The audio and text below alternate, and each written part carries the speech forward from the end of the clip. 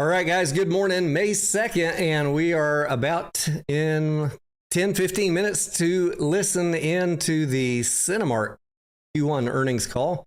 Welcome. Hope you got your coffees. Good morning. We're going to go over the press release here momentarily while we're waiting on the call, and then we will listen in to Sean Gamble and the team over at Cinemark and see what they had to say about the first quarter box office. I have to burn my tongue here. Let's take a look at this. See, the stock's trading at 29, down about 2%. And what they tell us is that the total revenue for Q1 was $541 million for 2025. That is down about 6% from last year. Net loss for the quarter, $39 million. Adjusted EBITDA, $36 million.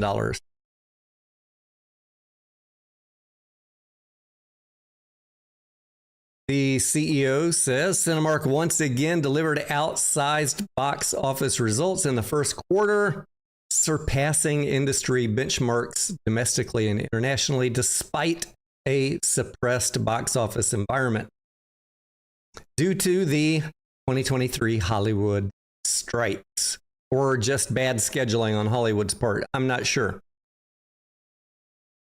But Q1 did suck for everybody. 37 million moviegoers globally for Cinemark in Q1. Achieved a new all-time high domestic food and beverage per capita of $7.98. Paid the first quarterly dividend since the pandemic. There you go. Back to paying dividends over at Cinemark. And somewhere in here, oh, here, ended the quarter with $699 million in cash. 6.6% decline compared to $579 million in revenue a year ago. Admissions revenue decreased 9%. Concessions revenue decreased 6%. And attendance decreased 7.8%. See what they have to say, if there's anything about the future in here.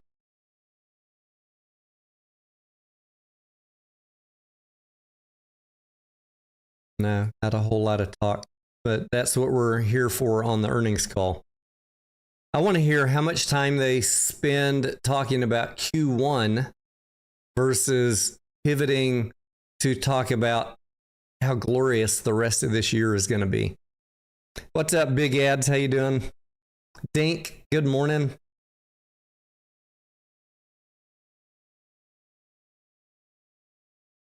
$7:21 my time. Let's look at a couple of other things here real quick. I pulled up their revenue just so we can kind of see the trend. So here is 514. That was a year ago. Normal for them on a good quarter is 700-800 million. So, I mean, that Q1 was pretty bad. Q4 was not that great. Q2, Q3, Q4 last year, they did 658 million, 827 million, 719. Drop all the way back down to 540-ish here. But I expect every quarter for the rest of this year to be pretty good. Box office will be good. Cinemark's revenue will be good. Operating income was 25 million. I'm looking back at, Q1 a year ago, 18 million, and net income a year ago was 24. Didn't they just tell us that it was negative? Net loss of 39 million. But generally, Cinemark has positive net income. They've been making profits for a while. And now they're paying a dividend. They have positive free cash flow. They have positive gross operating and profit margins. I mean, the income statement is good for Cinemark. The balance sheet, they have a little bit of debt still that they're dealing with. They have convertible debt, by the way, that is coming due this year. And if you've been watching Cinemark, I keep on drawing this parallel to GameStop with the convertible debt. Cinemark, despite being profitable, has been carrying a 20% short interest. And that is due to those convertible bonds and the hedging that goes on from the bondholders. And we are expecting to see the short interest on Cinemark drop here in the next couple months as those bonds get converted or paid off and the bondholders unwind their short hedge. I think the Cinemark's trading at $30. I think the conversion price on those bonds is like $14, and everybody's still holding them, which is another interesting parallel when you listen to the GameStop people that are telling you, oh, as soon as it crosses over $29.85, they're going to convert and they're going to ride the rocket with Ryan. Probably not, guys. Cinemark's been 2x the conversion price, and they're all still holding those bonds because they still have optionality. They still have option value. As that time value trickles away here, as we approach the conversion date, the maturity date, that time value will become de minimis, and they will unwind their short and convert or sell the bond. So there'll be some jockeying that you'll see on Cinemark short interest. And it will come down to something more appropriate. 20% is high for a company that's profitable. Dink says they mentioned that in the letter you were just looking at. That's why they did the buyback. Thank you, Dink. Michael Conley, good morning. He says AMC earnings going to be super crappy. I would expect, the only one that I was expecting to be good, Michael, was IMAX, and they got a Hail Mary thrown to them thanks to Niza 2 doing so fantastic in China. And they have a huge footprint in China. Cinemark can't really benefit from that. AMC cannot benefit from that. Let's look and see how the movie ticker stocks are doing. Cinemark trading. They had a little momentary dippity-doo, and the results came out this morning, but that recovered quickly. $29, it's down 3%. And our other movie theater stocks, let's see, AMC is slightly green in the pre-market. IMAX is slightly green. And Marcus Corp, MCS, slightly green. Cinemark in the red. Let's check Dolby. This is another one that I recently started covering in the industry. I also bought some Dolby because there was a nice little dip here. Nice little dip right there. And go watch my video on Dolby. If you like IMAX, you like companies that license out technology instead of it, to the industry, versus having to pay rent on a bunch of big theaters and then hope Hollywood does their job. For me, that makes Dolby and IMAX pretty interesting plays to consider if you're following the movie industry really close anyways. I'll still speculate on some of the other ones. But Dolby and IMAX have less built-in risk. No thousands of locations of rent to pay for employees, or light bills, or insurance. I figure, what the heck, if we're following the movie industry, let's have a couple winners in the bank too.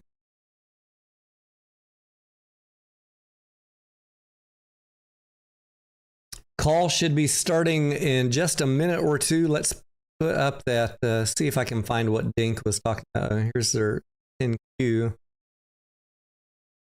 I'll go through this on a. I need to read through the entire 10Q page. I'll do that after the earnings call before I do my wrap up video. 55 pages, that's not bad. Mostly, when we're familiar with a company and they're generally profitable, we'll do just a quick look at the financials, income statement, balance sheet, cash flow.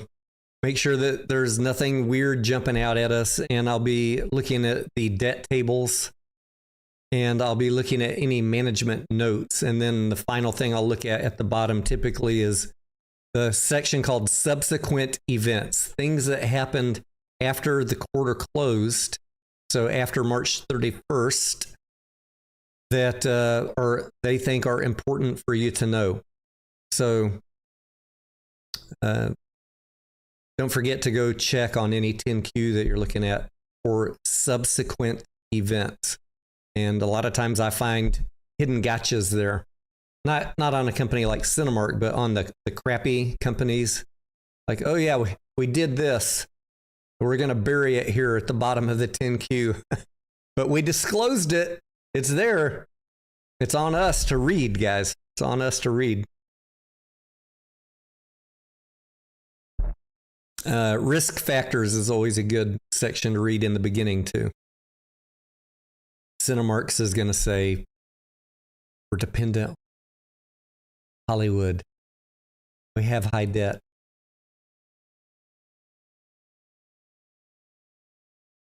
All right, back to see what it said here.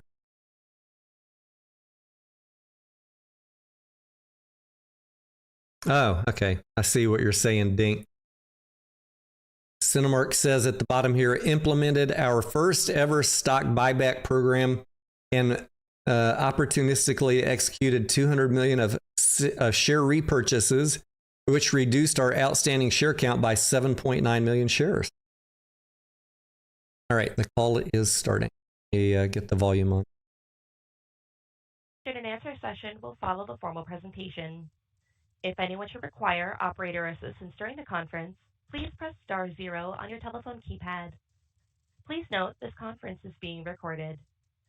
I will now turn the call over to your host, Chanda Brashears, Senior Vice President of Investor Relations. Thank you. You may begin. Good morning, everyone. I would like to welcome you to Cinemark Holding Inc.'s first quarter 2025 earnings release conference call, hosted by Sean Gamble, President and CEO, and Melissa Thomas, CFO. Before we begin, I would like to remind everyone that statements or comments made on this conference call may be forward-looking statements. Forward-looking statements may include, but are not necessarily limited to, financial projections or other statements of the company's plans, objectives, expectations, or intentions.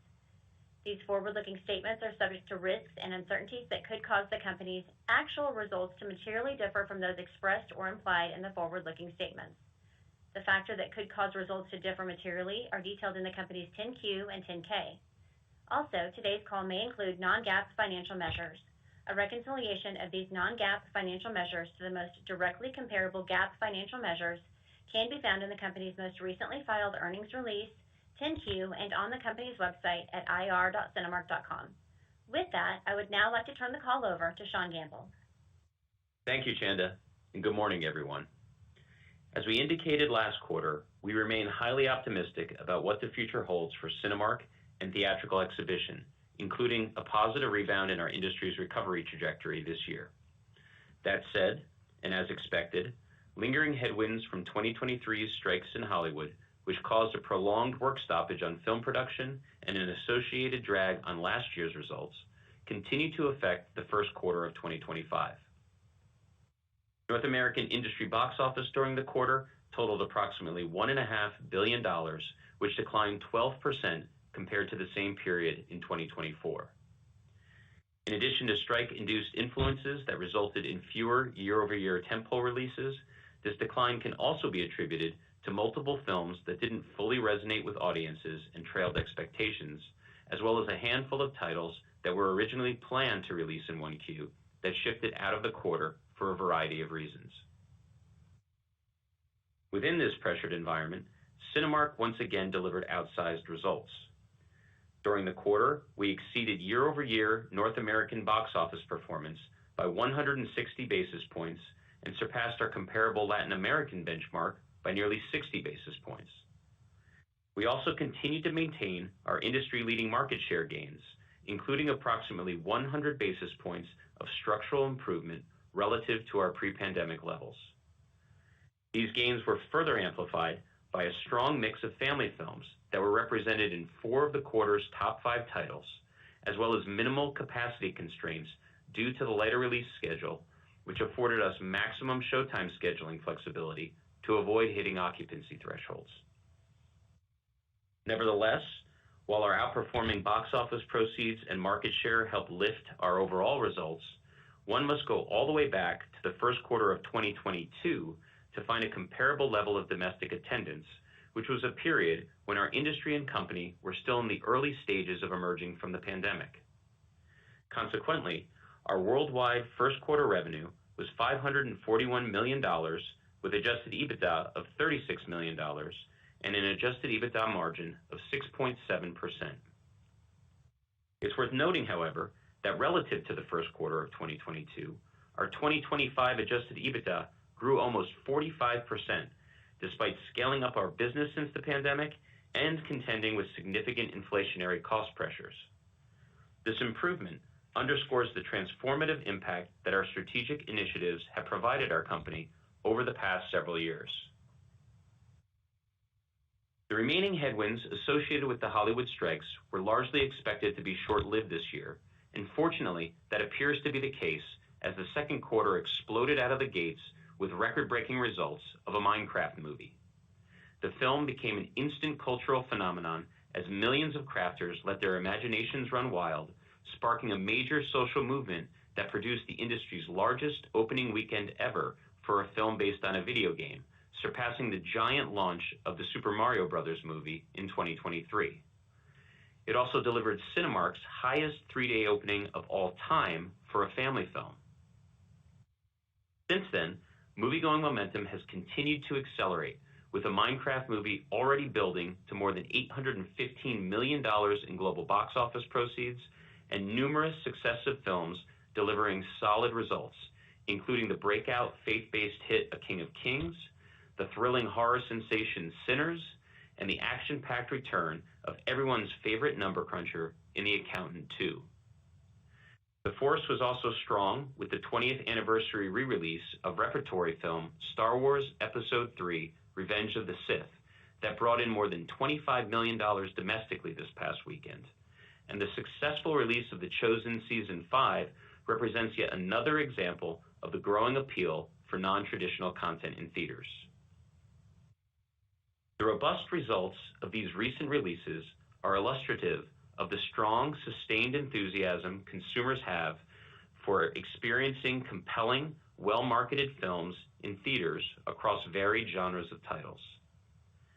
They're also reflective of the excitement that was generated at our industry's annual trade show, CinemaCon, a month ago.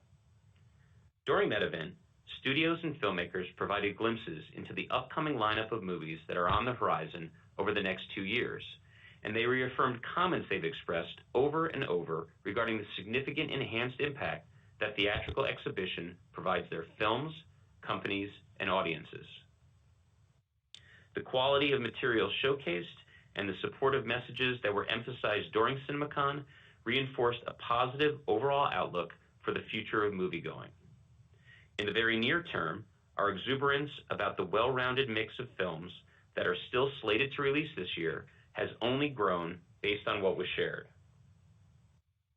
Family films that were featured are sure to delight audiences of all ages, including a live-action version of Lilo and Stitch, Karate Kid Legends, Elio, the Smurfs movie, The Bad Guys 2, the SpongeBob movie Search for SquarePants, Zootopia 2, and a live-action remake of How to Train Your Dragon, which was screened in its entirety and is absolutely sensational. Then there was an abundance of exhilarating, heart-racing action on display, such as Mission Impossible: The Final Reckoning, Ballerina, Jurassic World Rebirth, Predator: Badlands, a new take on The Running Man, and F1 from the producer and director of Top Gun: Maverick. Screams, scares, and thrills were also plentiful, with clips of hair-raising horror and suspense in films like Final Destination Bloodlines, 28 Years Later, Megan 2.0, The Conjuring Last Rites, The Long Walk, The Black Phone 2, Five Nights at Freddy's 2, and a new chapter of I Know What You Did Last Summer. Laughter also appears primed to crank the volume up to 11, based on comedy showcase like Spinal Tap 2, The End Continues, The Phoenician Scheme, Freakier Friday, Good Fortune, and a hilarious-looking reboot of The Naked Gun. At the same time, we saw highly compelling looks at new superhero stories that continue to be a mainstay, including Thunderbolts, which opens this weekend, The Fantastic Four First Steps, and the highly anticipated relaunch of Superman.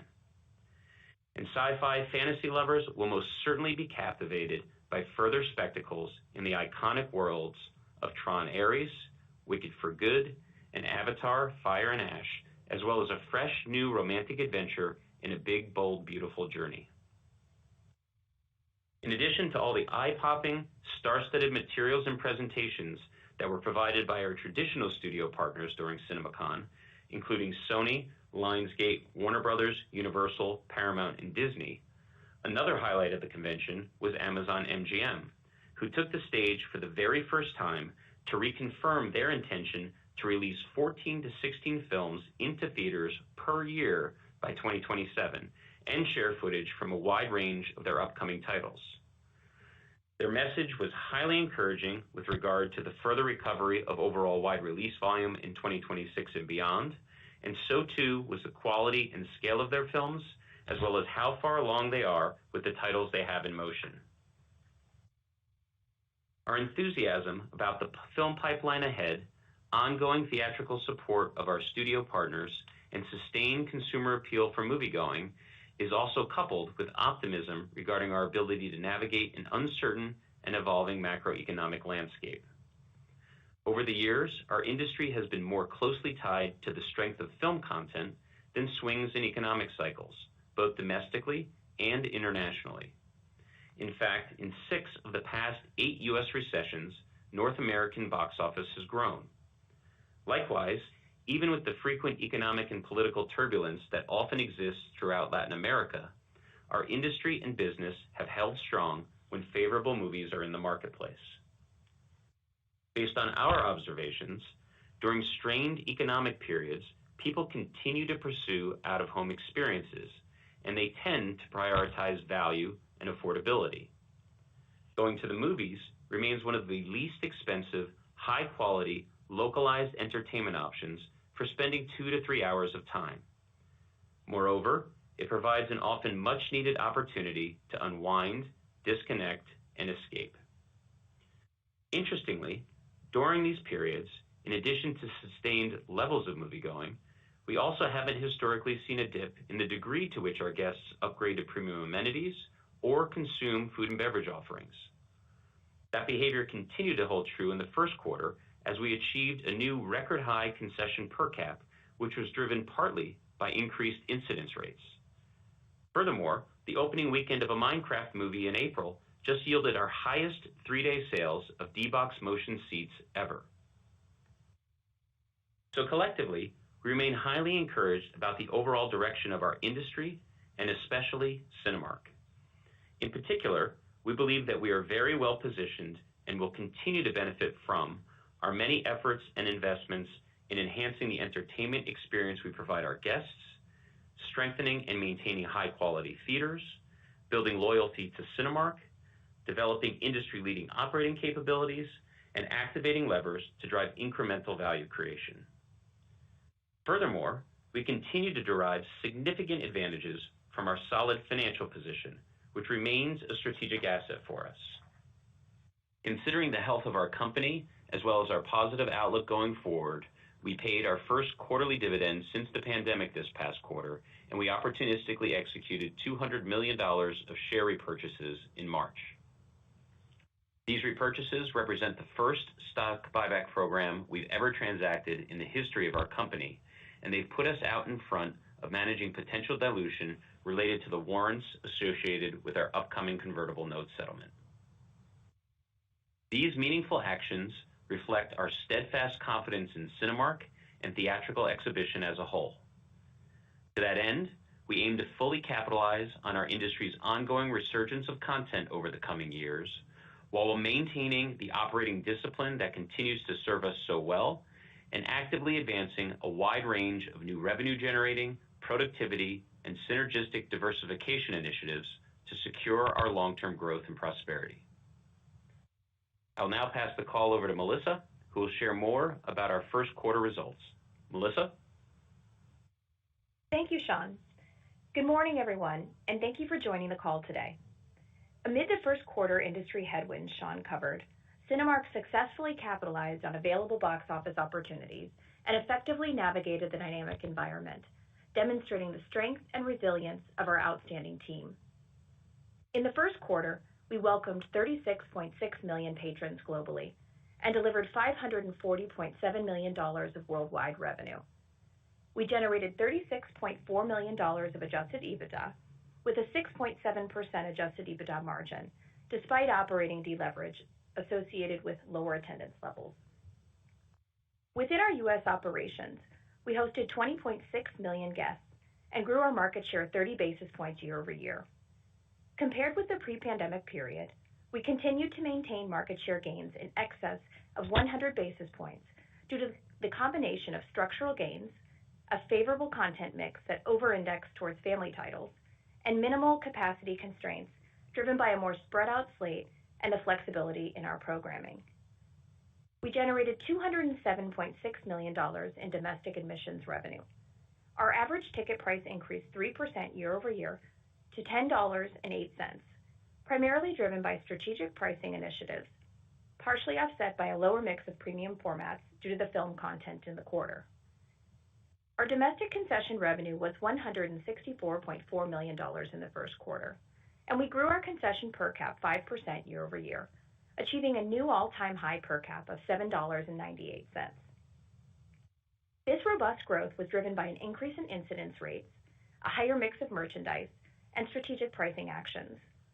I would like to commend our Cinemark team for their diligent efforts and innovative strategies, which combined with excellent field execution, have been instrumental in achieving this quarter's impressive concession per cap result.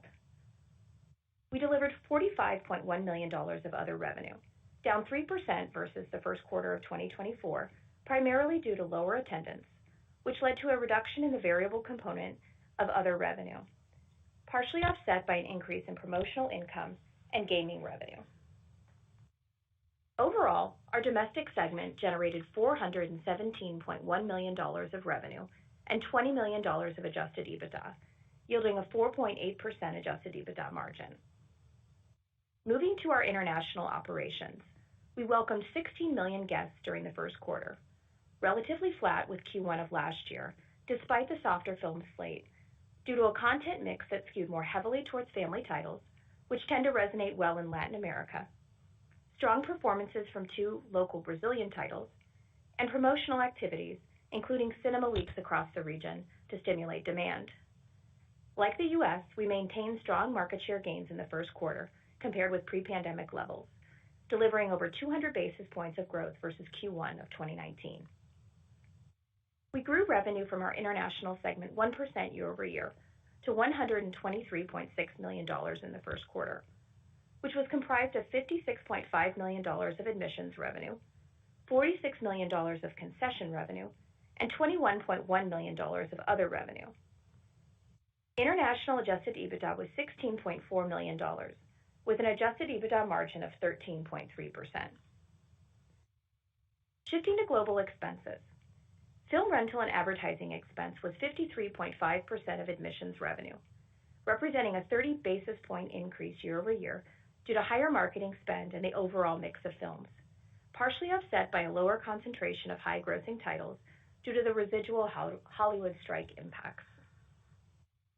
Concession costs as a percent of concession revenue were 21.1%, up 150 basis points compared with the first quarter of 2024, driven by a higher mix of merchandise, lower vendor rebates, and the impact of ongoing inflationary pressure on certain concession categories.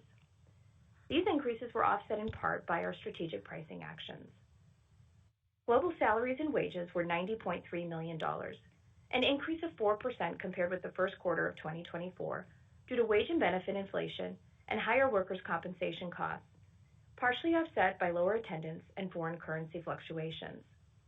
As we flex our labor hours based on anticipated attendance levels, salaries and wages were also impacted by the lower than expected box office performance. Facility lease expense was $78.3 million, up 1% year over year, reflecting the relatively fixed nature of domestic leases and the dissipation of temporary rent abatements in our international segment that benefited the first quarter of 2024. Lower percentage rent partially offset the increase. Utilities and other expense was $105.7 million, an increase of 5% from the first quarter 2024, primarily driven by higher property taxes, credit card fees, and repairs and maintenance costs, an increase in third-party commissions associated with screen advertising revenue growth in international, and inflationary impacts. These increases were somewhat offset by lower attendance, as many of these costs are variable or semi-variable in nature, as well as foreign currency fluctuations.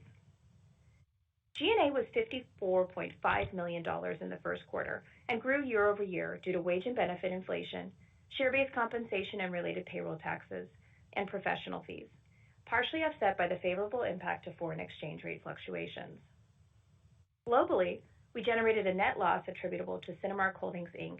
of $38.9 million, resulting in a loss per share of 32 cents. Turning to the balance sheet, we ended the quarter with $699 million of cash. Our free cash flow was negative $141 million in the quarter, which reflects the soft box office environment, semi-annual interest payments, seasonal working capital headwinds, and ongoing investments in our circuit. With respect to our capital allocation strategy, we continue to have three pillars: strengthening our balance sheet, investing to position Cinemark for long-term success, and returning excess capital to shareholders. Regarding the first pillar, strengthening our balance sheet, as we previously communicated, given our strong financial condition and our optimism around box office recovery, we intend to repay the $460 million principal amount of our convertible notes using cash on hand upon their maturity in August of this year. We expect our cash balance will remain elevated in the near term as we prepare to address this maturity. Specific to the potential exposure above the principal amount, our board and management team are mindful of potential shareholder dilution from the settlement of the warrants. To that end, given the recent equity market volatility, we announced the authorization of a $200 million share buyback program in March to proactively mitigate potential dilution. We were thrilled to fully execute the $200 million authorization in the first quarter, using cash on hand to successfully repurchase 7.93 million shares of our common stock, or 6.5% of our then outstanding share count, at an average price of $25.22. With that, our current intent is to issue shares to settle any incremental exposure we may have above the principal amount of the convertible notes. Closing out the first capital allocation pillar, we ended the quarter at 3 times net leverage, at the high end of our target range of 2 to 3 times. The health of our balance sheet remains a key differentiator for our company and affords us the flexibility to invest in long-term growth and maintain the health of our circuit. Which leads me to our second pillar, investing to position the company for long-term success. We spent $22.1 million on capital expenditures in the first quarter.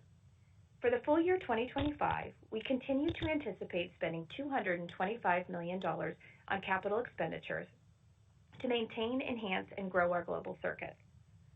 We have currently earmarked roughly half of our full-year capital expenditures for maintaining a high-quality circuit and laser projector installations, with the remainder for ROI-generating opportunities, including new builds and other accretive opportunities such as recliners, premium formats, and food and beverage upgrades. Moving to our third pillar, in March, we paid our first quarterly dividend post the pandemic, marking an important first step in returning excess capital to shareholders.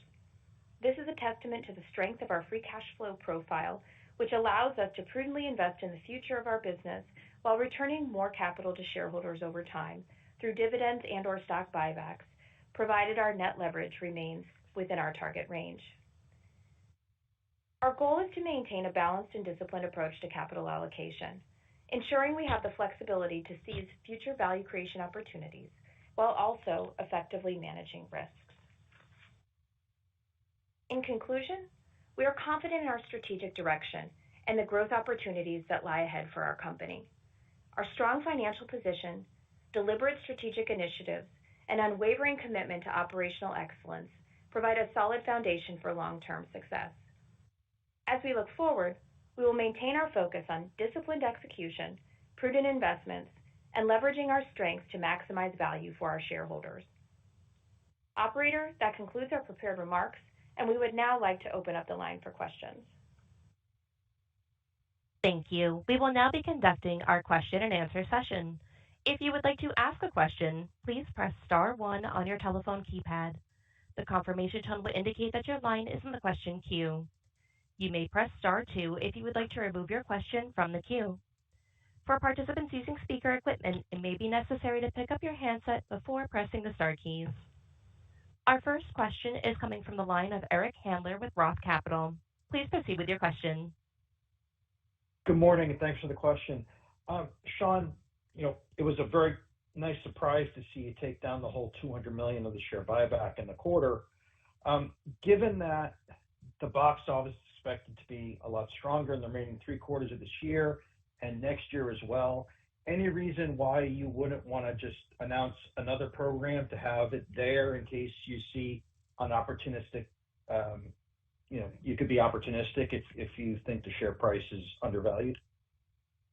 Thanks for the question, Eric. Yeah, we were definitely very pleased with the opportunistic situation. Who thinks share price is going to go down the rest of this year? What's this guy talking about? And we're very encouraged about where the full year is heading with regard to the overall potential of box office. I'll let Melissa talk more specifically to kind of our forward-looking plans in that regard. So, Eric, with respect to that, so our goal does remain to return a greater share of our free cash flow to shareholders over time through dividends and or stock buybacks, provided our net leverage ratio remains within our target range of 2 to 3 times. And that mix between dividends and or stock buybacks will be determined over time. But a variety of factors go into our decision on repurchasing shares, including but not limited to cash and liquidity, valuation, considerations around dilution management, as well as ongoing returns paid to shareholders. But all that said, I think it's important to also keep in mind that in the near term, we do have the upcoming convertible note settlement. As we mentioned on the call, we continue to anticipate repaying the principal amount of $460 million upon maturity in August. So that is a key priority for us from a capital allocation standpoint. Okay, but you're not ruling it out for the future. And then could you just remind us, I know you've got the collar in place or the derivative instrument in place, like for every dollar above what I think it's like $22.08, how much does that equate to in incremental payments? Yes. So in terms of exposure above the $460 million principal amount, every dollar of stock price movement above $22 represents $32 million of exposure, or the corresponding number of shares. What I would recommend, Eric, we did include in our investor deck a slide on the convertible note mechanics, which helps to show what that looks like, particularly in light of the repurchase that we just executed on, which does mitigate dilution now associated with 7.93 million shares associated with the settlement of the warrant. So I would encourage folks to look at that as well. Thank you. Thanks, Eric. Thank you. Our next question is going to come from the line of Ben Swinburne with Morgan Stanley. Please proceed with your question. Thank you. Good morning. Sean, I guess, and with a couple of questions from your prepared remarks. I guess coming out of CinemaCon, helpful to hear your feedback on Amazon. I think that's been a bit of a debate given the shifting management and leadership at their studio. So I don't know if you had any more color on sort of expectations you have from their studio and the kind of films they're working on, maybe beyond the Bond story. And I'd love to hear similar thoughts on Apple. I think there's some debate in Hollywood about their appetite today to keep pushing into theatrical and invest behind that. And then I don't know how much you'd be willing to share, but last year's Q2 had really strong market share for Cinemark. I think it was your highest maybe ever. But this year's second quarter also looks really good from a mix point of view. So just curious if you had any thoughts on kind of comparing what we're seeing now and in the current quarter versus a year ago that might impact year-over-year market share performance for Cinemark's circuit. Thank you. Sure. Thanks for the questions, Ben. Starting with your questions on Amazon and Apple. Look, Amazon, we continue to be very encouraged. I think Mike Hopkins was very clear at CinemaCon about their enthusiasm regarding putting out up to 14 to 16 theatrical releases by 2027. I think they're looking at the potential to have up to 14 even next year. And they shared a lot of that content during the course of the event. They had some great-looking materials from their upcoming film Project Hail Mary, which is based on a book with Ryan Gosling. They just recently announced the new take on Thomas Crown Affair, Mercy. They have a whole Masters of the Universe film. So they got some varied content coming out across a range of genres of varied scales that I'd say everybody was pretty overwhelmed with just the quality and how far along they are with the movies that they showcased. They've continued to lean into putting resources in place, so they've got real skin in the game with people in production and marketing and distribution. They're putting in a whole international distribution team now, so they're really leaning into this in a big way. So I think when we just look at their actions, it really shows that they're in this for the long haul. Your question on Apple, I think Apple has a big focal point in the short run on F1 that they're going to be releasing through Warner Brothers this summer. The materials that they shared on that during CinemaCon looked fantastic. Everything we've heard about the film is it's just a sensational movie. So I think they're kind of waiting to get through that. And I believe they even made a comment about that on their earnings call yesterday. But I think that, in their case, they're still in a little bit of an earlier phase of sorting out their longer-term plans. We continue to be optimistic about where they ultimately land, just because we think it would be a great complement for their business and their platform, given the type of benefits that theatrical provides films from a quality perception standpoint, which really fits well with their whole Apple branding. But we'll have to see where that goes. Your other question on market share for the second quarter, we're gonna see how things unfold this quarter. Yes, there's certainly a fair amount of family films, which, as you know, works very well and tends to over-index for our circuit, as does horror. So that will be definitely working in our favor from a content mix standpoint, albeit there's a lot more significant films coming into the marketplace now with a larger cadence, which we've said, those are the periods that we have seen our share. We start to hit more of those capacity constraints, hitting our kind of occupancy thresholds, where some of that attendance spills over to other circuits. So our share has the potential to compress a bit in those circumstances.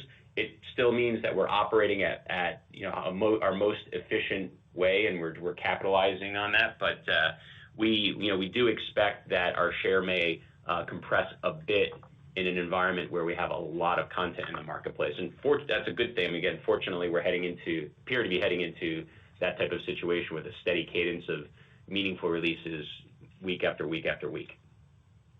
Got it. And I just want to clarify, Melissa, thank you for the convert slide. Appreciate that. The $32 million of incremental value above 2208, you plan to settle that in shares now, I think you said earlier. And is that shares issued at 2208? Is that the rough math? So it's about 1.45 million shares per. Am I thinking about that right? The way you would want to do the math, Ben, is you would basically take, say, 32. If the stock price, for example, based on where we closed yesterday, if it was $30, you would compare, basically take, 30 less 2208. They're really trying to figure out how to do their math roughly to redo their price targets for these conversions. 32 million. That gives you your dollar value. Divide that by $30 They share being price, the analyst. and that will get you the equivalent shares. I see. So you'll issue shares at basically the market, whatever the stock is in August is the value they'll get. Exactly. Gotcha. So you're effectively bought back stock at 25, and you'll be issuing shares presumably much higher, which is obviously a nice trade for you guys. But anyway, that's not a question. That would be the goal. Thank you. Mm-hmm. Thanks, Ben. Thank you. The next question is coming from the line of Chad Beynon with Macquarie. Please proceed with your question. Hi, good morning. Thanks for taking my question. Sean, film windowing was another big theme at CinemaCon this year. Could you kind of give us the down low in terms of where that sits from your conversations? And then I guess the sidebar of that is, since you're gaining share and it seems like you're contributing on the marketing side, is that less of an issue for you, just given, your movie club and kind of your market share? Thanks. Sure, and just to clarify the last question, are you referring to are windows less of an issue for us, or is something related to marketing less of an issue for us? Windowing, if that compresses. Yeah. Gotcha. Sure, happy to provide some added color to that. So, the topic of windows is becoming a more active discussion again. Following all the considerable evolution that's taken place with the theatrical window, both in length as well as just variability over a relatively short period since the pandemic.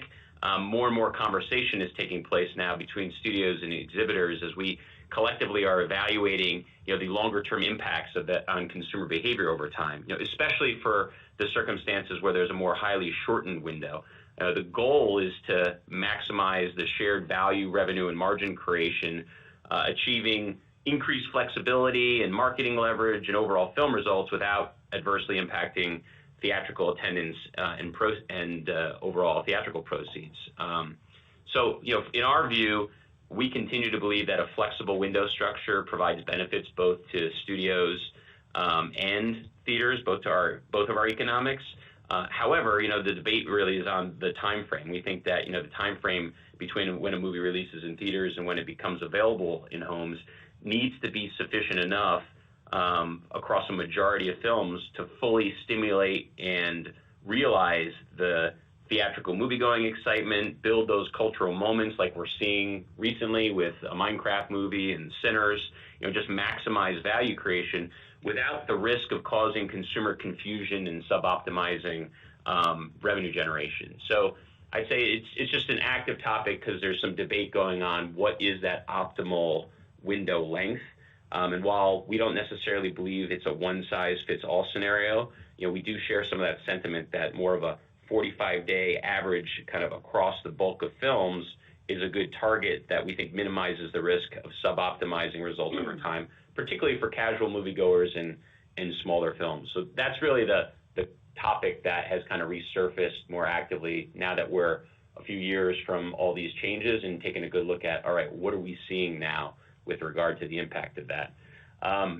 In our viewpoint, I wouldn't say that our marketing efforts and our share gains, those have been real positives, but I'm not sure that necessarily changes the matter with regard to Windows. I think the Windows concept is more of a macro industry discussion just because we're looking at, all right, are any consumer behavior patterns changing over time because of some of these shifts?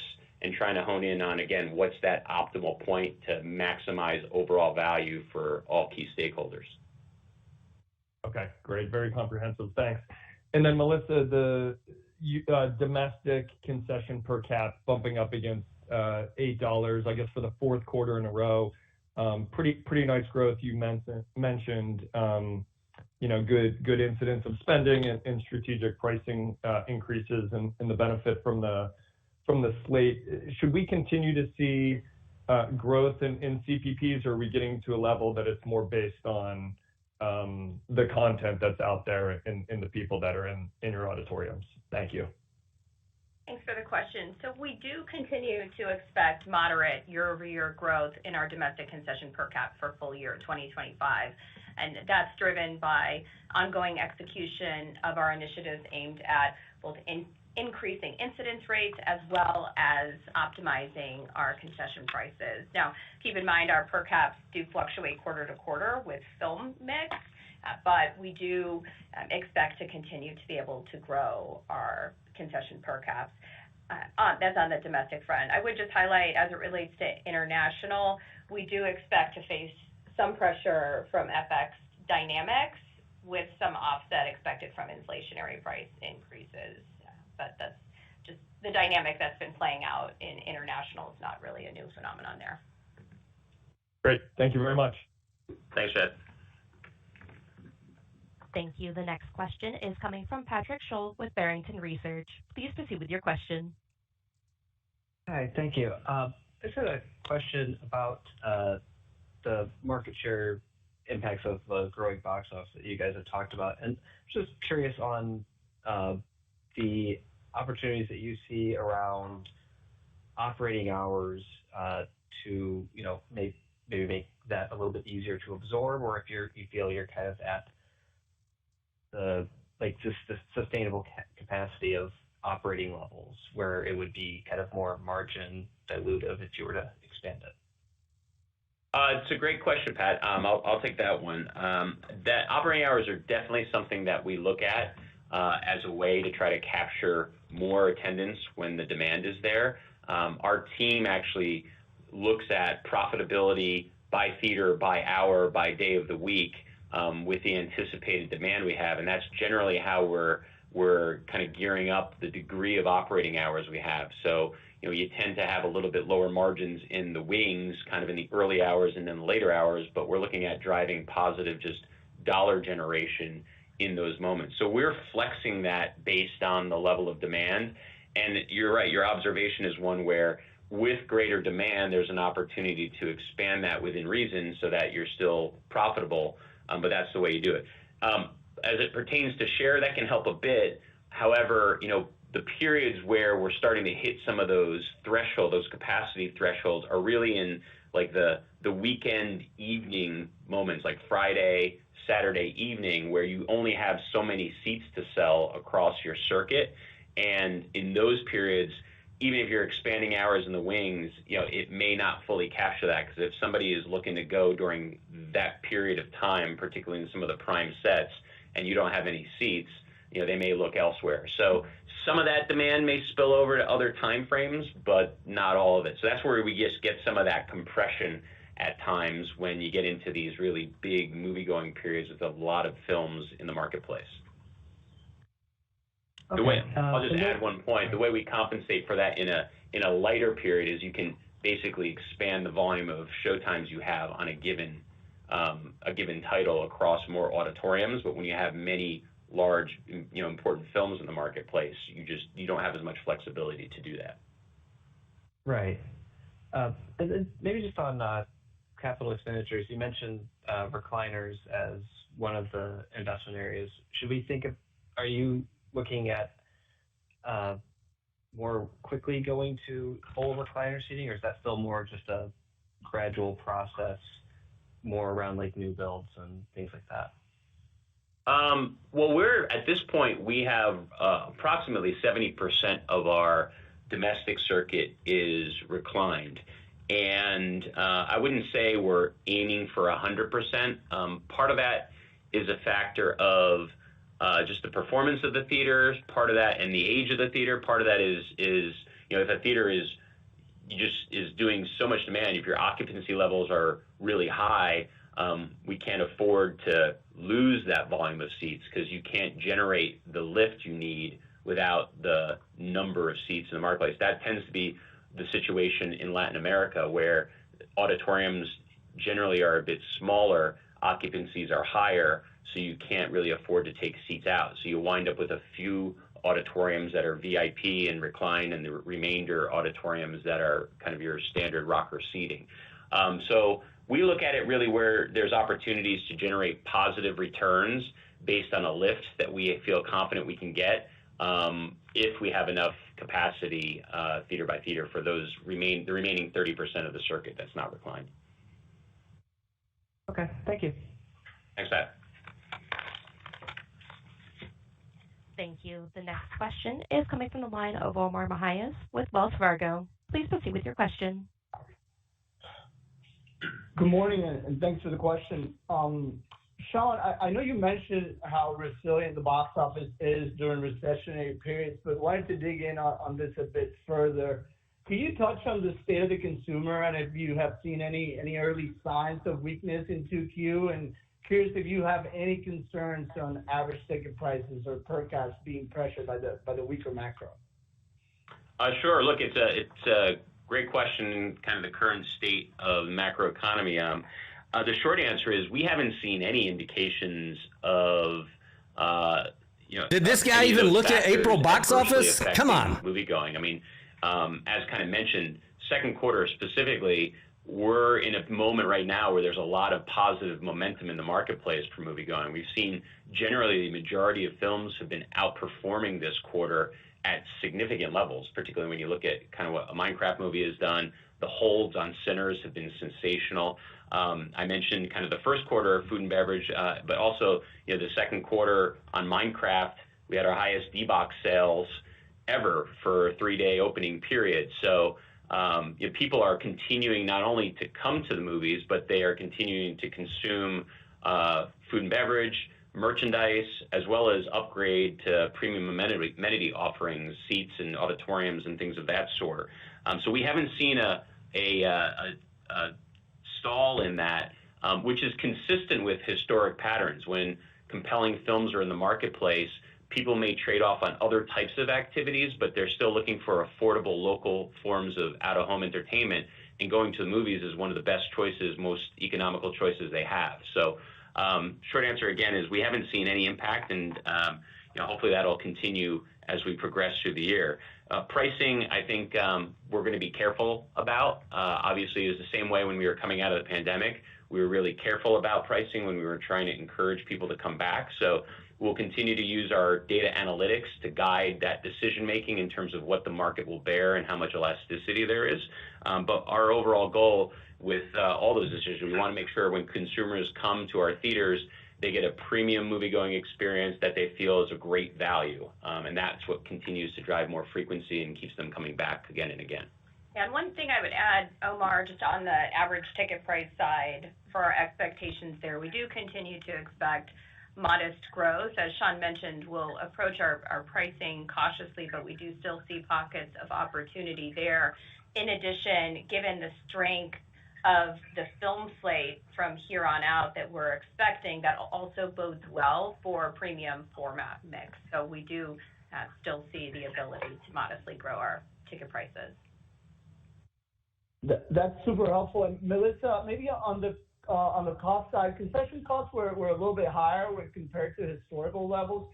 Can you unpack some of the key drivers that drove costs higher, and do you see this as a new run rate or just a one-off? Thanks. Sure. That's a good question. On the COGS rate side, there were a couple of drivers of the rate in the quarter. I would say the largest impact was the higher mix of merchandise, and then followed by lower rebates and just some ongoing inflationary pressure that we've been seeing on certain concession categories, offset by our pricing initiatives. What I would highlight on the merch mix is in a quarter like Q1, where, as Sean pointed out in his prepared remarks, where we had the lowest attendance levels since Q1 of 2022, we do have some noise in the expense side.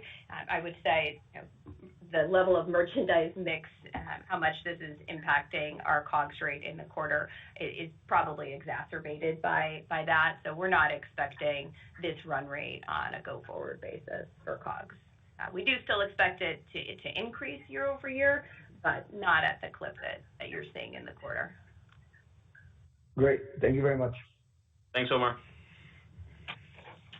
Thank you. The next question is coming from Robert Fishman with MoffettNathanson. Please proceed with your question. Hi, good morning. One for Sean and one for Melissa, if I can. So, Sean, can we go back to Windows for a second?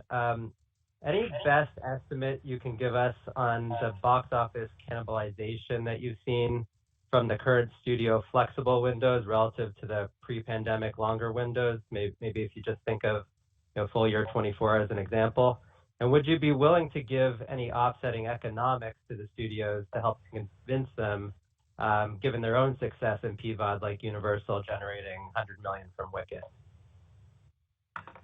Sure. Well, I mean, trying to evaluate the impact is the exercise going on right now because it's not perfectly straightforward, unfortunately. On the plus side, what we're not seeing is an accelerated drop in theatrical performance when movies enter the home on PVOD. So that's a good sign. What's unclear and harder to fully pierce through is, is the overall opening, is the overall impact not as large as it otherwise could be because people are starting to decide, to either stay home or, wait because of that. And that's the analysis we're going on. Or is there confusion being created right now that could be leading to that over time over any particular types of film? The other thing that convolutes it a little bit is the fact that overall volume in the marketplace still hasn't fully recovered to pre-pandemic levels. So when we kind of compare what we're seeing now relative to pre-pandemic circumstances, it's just another factor that distorts things because like we've talked about, this tends to be a momentum type business that when there's a regular cadence of films in the marketplace, it keeps people coming, it keeps people getting exposed to the future films that are coming down the pike, and then they continue to come more. We've had more of those starts and stops, like for instance, the first quarter was a weaker film. So now we're in a much stronger film period and momentum's starting to crank back up again. So how much of what we're seeing at a macro level is because of that versus other factors? This is what we're all kind of studying and evaluating. So can't really give a direct sense for that because it's not fully clear right now, which is why we're all trying to understand that collectively to figure out what is the best ultimate landing point to go forward with. I think, from an economic standpoint, that's an ongoing discussion that I think will play out as we're sorting these types of things out to figure out what is that right balance. So, it's an appropriate and fair kind of just economic structure in whatever kind of final place things land. Okay, makes sense. Melissa, after the slower start to the box office that you guys have talked to and the impact on margins, just can you help us and investors think about what kind of full year margin target you might be expecting given the stronger rebound in the box office for the rest of the year? Is 20% the right goal? Anything more meaningful or any help around some of the other cost pieces would be very helpful. Thank you. Yeah, so from a margin standpoint, as you know, the largest driver of our margins are going to be attendance and box office performance, given the operating leverage that we gain as revenue scales. Additional factors, market share growth in food and beverage per cap and our average ticket prices that we've talked about, as well as the value capture from our strategic initiatives and our ability to mitigate potential cost pressures. Given what we're expecting regarding box office recovery this year, we expect our margins to expand as we benefit from that higher operating leverage over our fixed costs, the execution of our strategic initiatives, and then the growth in per cap and ATP. But we do expect some offset from market share tempering from the record levels that we've experienced the past couple of years. And that's really just driven by some of the commentary Sean made earlier in the call around the capacity constraints that we may face just given the more robust film slate.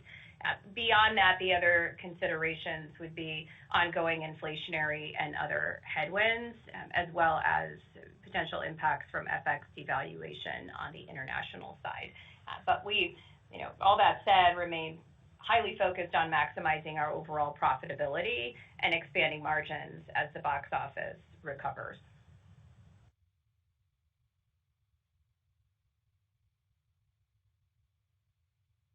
Thank you. We'll move on to our next question. Our next question is coming from the line of David Karnovsky with JP Morgan. Please proceed with your question. Hey, thank you. Sean, I'm curious, when you think about the Minecraft movie and the popcorn throwing trend, I know this is an organic thing, but is there kind of an opportunity to either work with studios in advance and figuring out how to kind of potentially create these moments, or just kind of execute more on maybe viral trends that you're seeing across social channels? Yeah, I mean, look, it's a great question. I mean, that is a great example of fans really getting into the film, creating this cultural moment and this event building where they just, kind of created their own unique ways of engaging with the films with elevated emotion. Trying to work with the studios on that. I mean, one of the things that we do, it's not to the level of what we're just talking about with Minecraft, but obviously, like, merchandise is an example where we're starting to see that continue to grow, and it adds to the whole experience, right? Some of these fun types of offerings that engage fans. It makes the experience more special in terms of going, and so it's a version of that. I don't think anybody quite expected this to take off. So it's almost like we've seen with some of the sing-alongs with a Wicked or a Frozen in the past. It's maybe more of a question of when we start to see some sign of that, how do you quickly work together to engage in that and try to make it grow and make it something more than it otherwise could be. But sometimes they're just hard to fully anticipate what's going to catch on. We do other kinds of fan events, I would just say, in terms of the launch. So there are things like that we do, but it's a great question, is how do we just feed into these kind of moments when they start to emerge, because they're fun for fans. And we see that also too with the way people dress up for movies. We saw that with Mario Brothers, where people coming as Mario and Luigi and Princess Peach. I mean, like, there's all those kinds of different activities that make for a fun outing. Okay. And then with other revenue, so growth in the quarter, well in excess of attendance losses. Maybe you could just speak to the drivers there. Melissa, you mentioned gaming revenue, for instance. And, just would you expect over the balance of the year for, those other revenue lines to collectively outpace attendance? So as we look at other revenue in the quarter, on the domestic side, that declined about 3% relative to a 13% decline in attendance. So what we saw there was essentially offsetting some of the attendance decline with higher promotional income. Some of that is really timing and depends on content mix. Those are vendor contributions to promote content. So we do see timing flux quarter to quarter there. And then gaming revenue, we did see increase. I would expect the gaming revenue to continue as we've launched our first FEC in El Paso. But as we think about kind of going forward, I think the couple drivers to just call out is that on the variable component side, you have transaction fees, screen advertising revenue, promotional income, and gaming. Those will fluctuate with attendance and film content, not necessarily at the same rate. Beyond that, you also need to keep in mind that other revenue includes a fixed portion associated with the amortization of NCM screen advertising advances. That's about $8 million per quarter. So when you have a quarter that has low box office levels that we do, like we did in Q1, that will represent a higher percentage of the mix. Very helpful. Thanks. Thanks, David. Thank you. Our next question is coming from the line of Mike Hickey with The Benchmark Company. Please proceed with your question. Hey, Sean, Melissa, Shanda, thanks for taking our questions.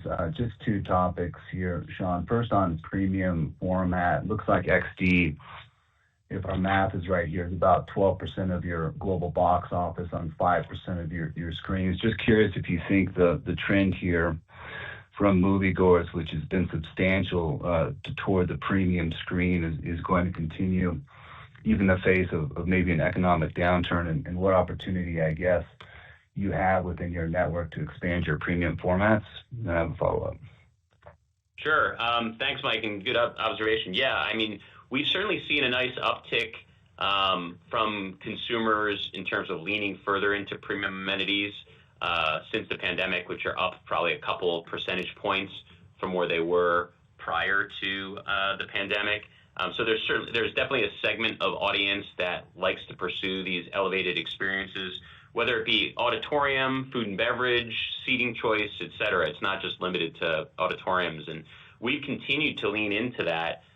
We're not, as I mentioned earlier, we're not seeing any signs of trade downs, both domestically or internationally, with what's going on kind of in the macroeconomic landscape.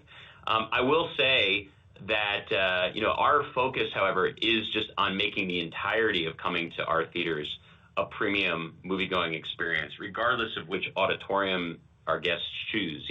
We focus on service levels, our recliner seats, our cleanliness and maintenance, our food and beverage offerings. Like, those are the attributes that affect everybody, and they drive a perception of value, and from what we've seen, ultimately lead to increased movie-going frequency and loyalty across all categories of films, not just the big blockbusters.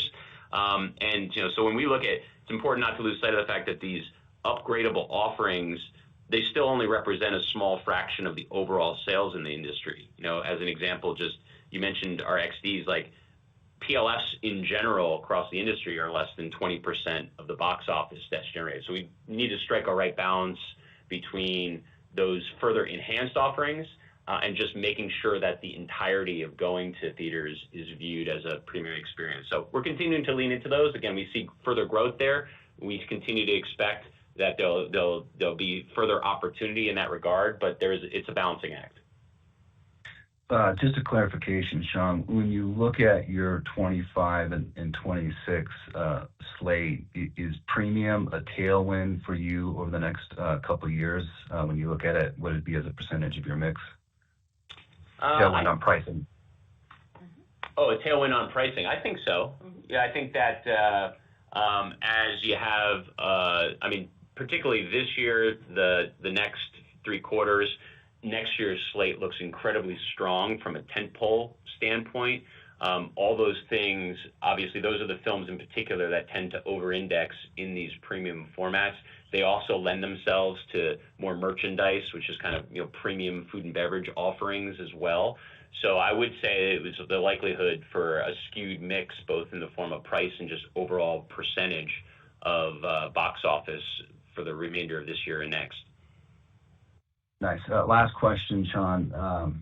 On the tariff war, there is some concern that some Hollywood films may not be allowed into the China market. Curious your view on that, and if you think that situation could influence any studios on their release dates this year. I think that'll have to remain to be seen.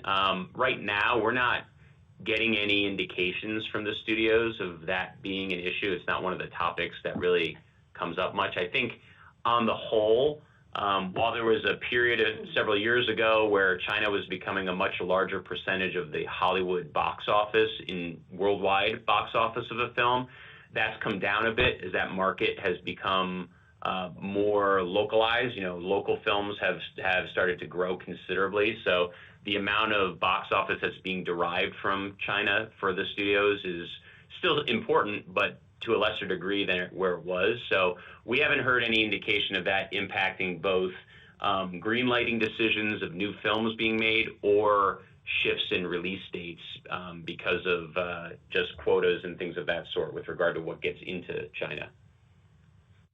Nice. Thanks, guys. Good luck. Thanks, Mike.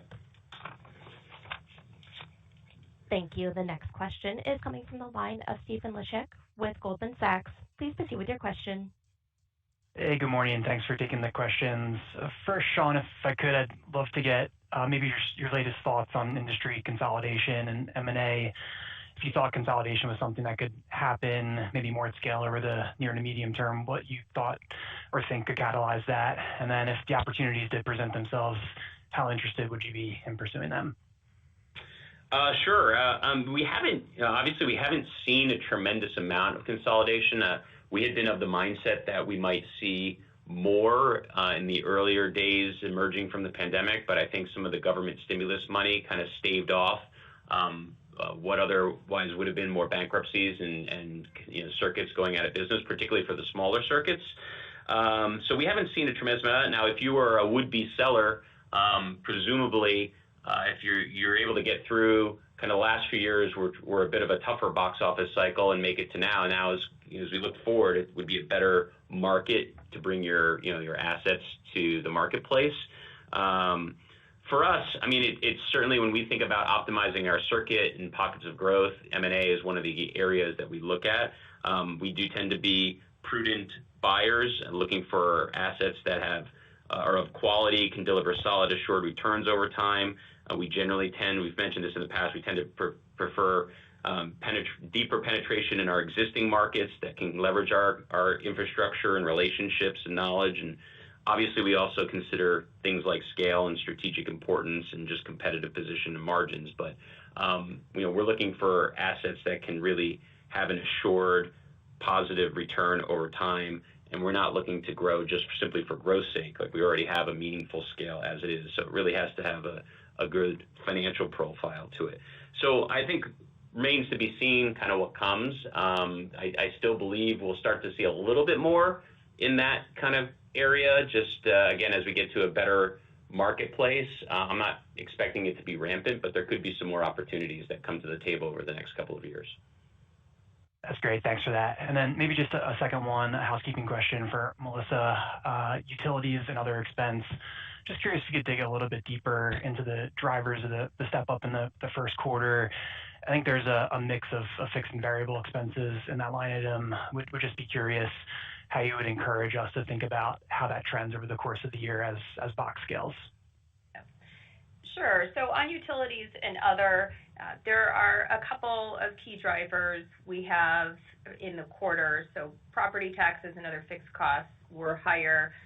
That there is kind of a tougher comparison year over year on the property tax side, just given successful tax appeals in the prior year. So we do expect that to subside.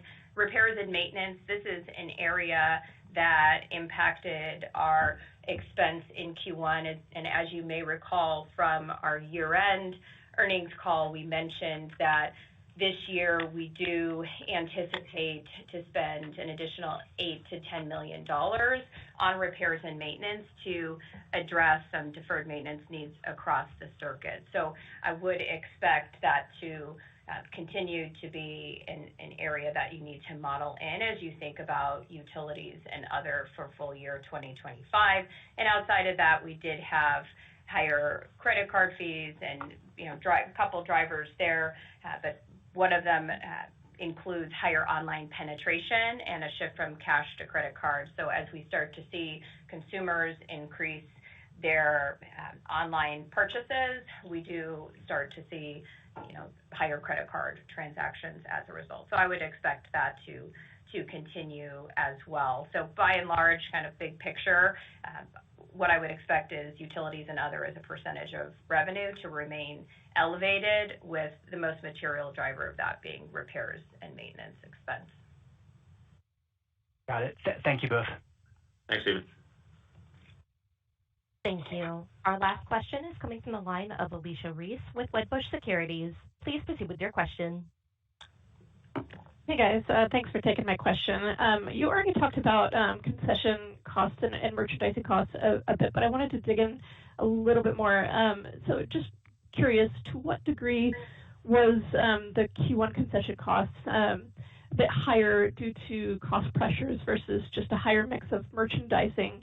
And then also I wanted to ask about, the potential for merchandising more over the course of the year and certainly into 2026 as the volume and quality of the content increases, and whether or not that would be bigger in quarters or periods where there are more family-friendly titles versus, adult fare like, say, Sinners, or, around Halloween with, horror fare. So Alicia, I'll take the first part on mix. So higher merchandise mix was the key driver of the 140 basis point increase in domestic COGS rate. I would call it, just north of 100 bips of that. The other items that we mentioned, the lower rebates and inflationary pressures, those were largely offset by pricing initiatives. So I'd say it's the lion's share of that increase in the quarter. And as we look forward, I would just say we're certainly optimistic about further growth of merchandise, both when we look at just the profile of films coming out over the rest of this year and next that lend themselves to merch, as well as just the growing interest of consumers in that. As I mentioned earlier, it kind of adds to the fun and overall entertainment experience. It's also a great promotional vehicle too for these films as they're coming up. While that could create a little bit of a further mixed drag on COGS over time, I think Melissa kind of addressed some of the expectations on that.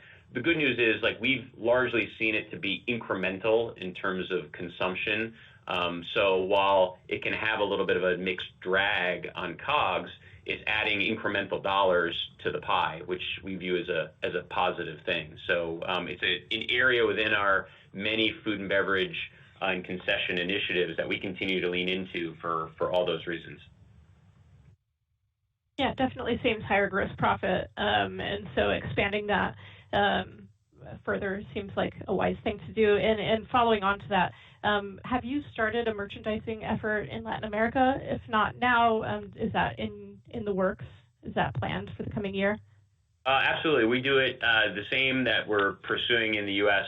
We're also doing in LATAM, on a comparable level. So we're also expanding more now while we have been pursuing food and beverage and merchandise specifically in our theaters for years. We continue to grow our e-commerce channel as well, where there's a greater degree of inventory space and a way to, if for whatever reason we sell out, we have another channel to also feed into demand beyond our theaters. So we're doing that domestically and also working on that internationally. Great, thanks. Thanks, Alicia. Thank you. This now concludes our question and answer session. I would like to turn the floor back over to Mr. Gamble for closing comments. Thank you, Jesse, and thank you, everyone, for joining. We always appreciate your time and all the great questions. We look forward to speaking with you again soon following our second quarter results. Have a great day. I will put out a brief video after this for those of you that missed most of the earnings call. But the key highlights from this call: they have convertible notes coming due in August. There will be some conversion dilution from that. So they got ahead of it by doing a $200 million share buyback in March. They paid a quarterly dividend in Q1. And their 2025 expected CapEx spend is, I'm pretty sure I heard them say, around $220 million. I think the guideline they gave was 200 to 250 in previous conversations, but somewhere around 220, which is, they're half the size of AMC, and that's the same CapEx investment in their business as AMC. You can see why AMC is feeling pressure on CapEx/Go plan. Cinemark is 70% domestically already at recliners, and they're full foot on the accelerator to continue to invest in their business as the box office grows and cash flows increase. So that applies pressure. Competitor. We'll have to see next week what Marcus Corp says. I have a call scheduled. I think it's around 10 a.m. on May 6th. Hopefully you guys will join us for that. And then AMC, of course, is May 7th. So I look forward to seeing you guys on that. And if you just are coming in on the tail end, I'll have a recap video out, hopefully later today or tomorrow on Cinemark. Thanks, guys, for tuning in. We will see you on the next video, and happy trading. Good luck out there.